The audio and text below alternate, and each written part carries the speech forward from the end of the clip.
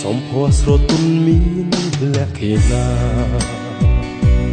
កាអើយកាសូមសួរនួនយល់បំណងក្តីស្រឡាញ់ពេញព្រាដួងចិត្តនេះបងសូមធ្នមកាទាំងកងក្នុងហារទីសែនស្នេហ៍បុប្ផាខ្នងព្រៃ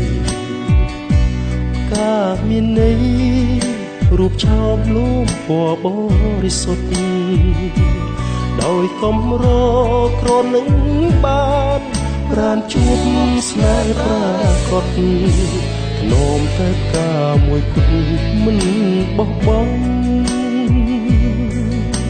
សូ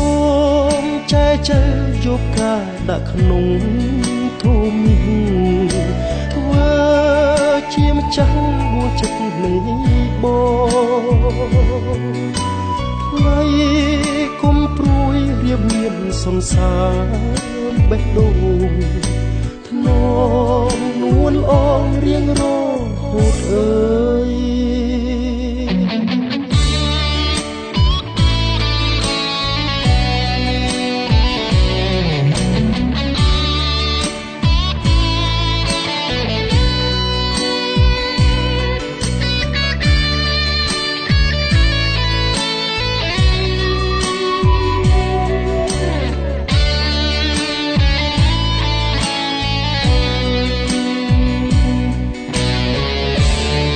หัวស្រទន់មាន